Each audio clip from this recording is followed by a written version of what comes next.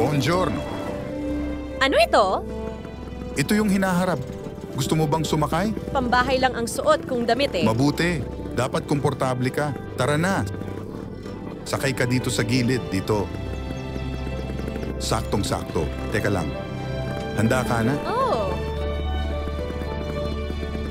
Aalis na kami.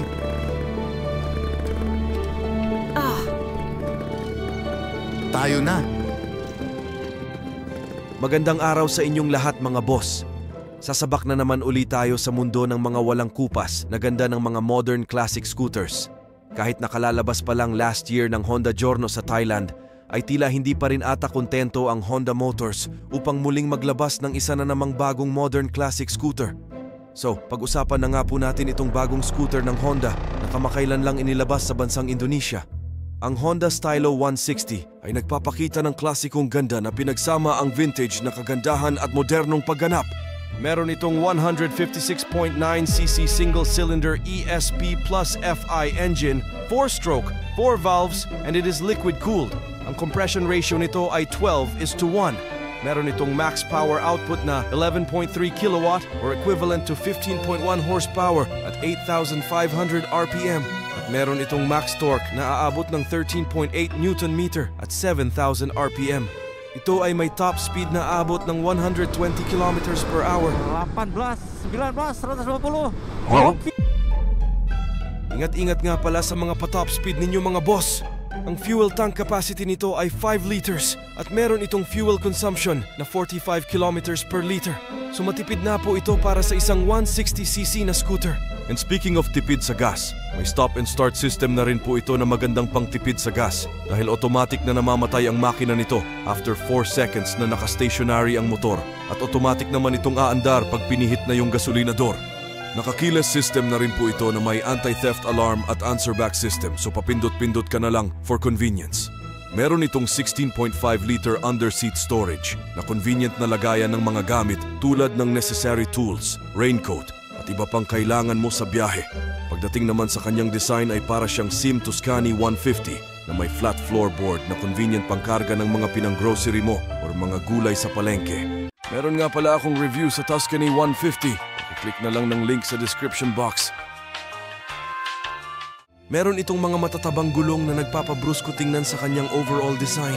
So more on the modern touch po itong hitsura ni Stylo 160 kumpara kay Tuscany in my opinion. Ang SYM Tuscany 150 kasi ay mas detailed yung classic design niya dahil meron siyang classic trim lines na typical mong makikita sa mga classic scooters. So gusto ko nga pala itong brown color accent na nilagay nila sa upuan, sa floorboard, grip at pati na rin sa mags nito. Dagdag classic points po ito para sa akin. At available nga pala itong color nato sa ABS variant. Ang CBS variant naman ay naka-black accent, which is ayos na rin, lalo na kung hilig mo ay all-black concept. Naka-ISA frame nga pala ito mga boss, na katulad ng frame sa Honda Beat version 3. Ang ISA frame o Enhanced Smart Architecture frame ay mas pinagaan at mas pinatibay na frame ng Honda. Para po sa hindi nakakaalam, ang ISA frame ay naging controversial sa Indonesia. Para po sa karagdagang impormasyon sa issue na ito, may review po tayo nitong Honda Beat version 3 na may ISA frame. Pakiclick na lang ng link sa description. So ayun lang, shinare ko lang naman para maging aware din kayo. Anyway, balik tayo sa Stylo. Pagdating naman sa kanyang mga ilaw ay naka-full LED light na po ito, pati yung tail light at mga turn signals nito. Naka-fully digital meter panel na rin po ito na may sophisticated design at kumpleto sa mga indicators na kailangan mo sa biyahe. Meron itong front pocket na kasya ang cellphone. Meron din itong USB port na makikita mo sa kabilang bahagi nito. And of course, may takip po ito na mukhang waterproof ang pagka-design para hindi mabasa sa ulan. Bukod pa dyan, meron din po itong regular na front pocket na pwedeng lagayan ng water bottle or gloves at meron din itong pop-up center hook na sabitan ng Chooks to go ni Bossing. Pagdating naman sa kanyang suspension system, ay naka-telescopic forks ito sa harap at naka-single shock absorber ito sa likod. Meron itong tubeless tires na may sukat na 110/90 by 12 inches sa harap at naka 130/80 by 12 inches naman ito sa likod. At pagdating naman sa kanyang braking system ay naka 190mm disc brake ito sa harap at naka drum brake naman ito sa likod para sa CBS variant. Habang ang ABS variant naman ay naka 220mm disc brake sa harap at pati na rin sa likod at ito po ay naka dual channel ABS. Wow! So pagdating naman sa kanyang dimension ay meron itong length na 1,886mm, ang width ay 706mm, at meron itong height na 1,133mm. Ang wheelbase naman nito ay 1,275mm. Ground clearance ay 151mm. Meron itong seat height na 768mm. Parang sa Honda Click lang ang taas. At meron itong bigat na 118 kilograms para sa ABS variant at 115 kilograms naman sa CBS variant.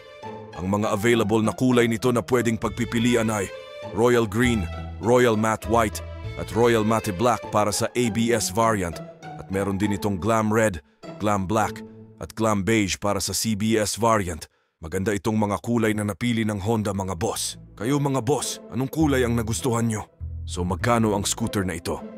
Ang presyo nito sa Indonesia ay nagkakahalaga ng 27,745,000 Indonesian rupiah or equivalent to 98,596 pesos and 97 centavos para sa CBS na variant. Habang ang ABS variant naman ay nagkakahalaga ng 30,735,000 Indonesian rupiah or equivalent to 109,218 pesos and 58 centavos as of making this video.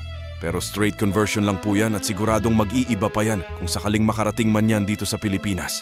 So ano sa tingin nyo mga boss? Dadating kaya ito sa Pilipinas? Share your thoughts below and see you on the next video.